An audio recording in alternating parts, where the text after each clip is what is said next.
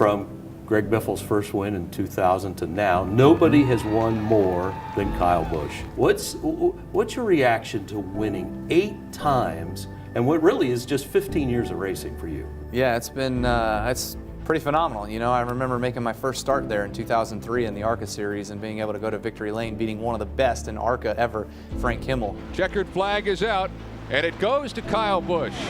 Kyle Busch wins the race. Frank Kimmel a distant second. Thinking back to that day, I think it was Mother's Day weekend. My mom was there, and so it was a fun time to be able to win a race, having her there. And you led somewhere in the vicinity of 91 laps tonight in the last 56, and you had quite a duel with the 46.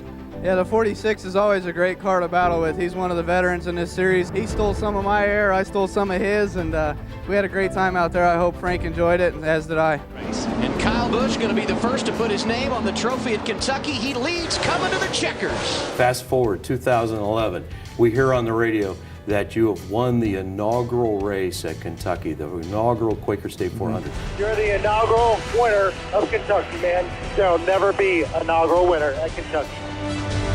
Yes! Woo! Yeah, baby! Nobody else is going to take that away from you. What did that mean to you?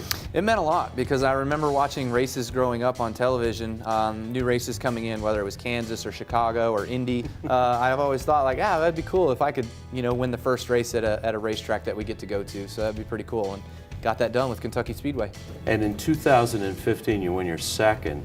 But wow, what a time for you, because of winning the championship at the end of a tremendous streak, but right in the middle of that was a win at the Speedway. It was, yeah. We were able to score the win in the 5th race back from injury and go into victory lane at Sonoma, and then back that up with a win at Kentucky in pretty cool fashion, chasing down Joey Logano in the closing laps and being able to pass him for the win. A little bit of contact there between the 22 and 18. Here comes Kyle Busch to the bottom of the track for the lead. Kyle Busch is going to win at Kentucky. And that started, I think, a stretch of 3 in a row. And so it was pretty awesome to have that stretch in that year with everything that happened in the beginning of the season to then again how that season ended with a championship. 34% of all of the laps that you have run at Kentucky Speedway, you've led. All right. What do you think about that? There you go. I haven't led enough. It'd be nice to, I want to lead the last laps a little bit more often, and I want to lead more laps a little more often. But no, that's a pretty cool stat. That's a good number. That's a high number. You think about 1,800 and 27 laps led.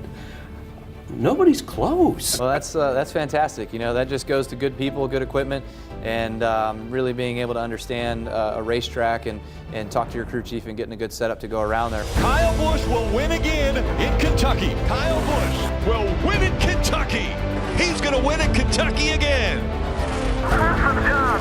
Adam, you guys are awesome. Kyle really loves that place, and it has a special place in my heart too, being so close to home. That's as close as we get on the schedule. So, I don't know what it is about it that actually suits him, but even after the repave, it's made it more treacherous, and it's made it a lot more difficult. Just really separated the two ends of the racetrack as far as what it takes to be fast on each end, and it's made the setup more about compromise, and it's almost put something back in the driver's hands because you can set the car up and be really good on one end, and the driver's going to have to make up the difference on the other. They left turn 3 and 4, where turn 3 is really treacherous to get into. They did a good job. I mean, with the repave for what a repave is, it was a good job. And, excited about the opportunity to go there and continue to try to race for wins. We've still been competitive there, even with the repave. The biggest thing that Kyle has for him, I've worked with plenty of guys that can drive a race car fast. Virtually everybody I've worked with can drive a race car fast, but the people that can give the feedback when you're not as good as you need to be, to make the adjustments to make the car better. He can tell you what his car is not doing. A lot of people can tell you what their car is doing, but very few people can tell you what their car is not doing. You've won a bunch, especially in the Xfinity Series. You've won truck and everything at Kentucky. What motivates you now?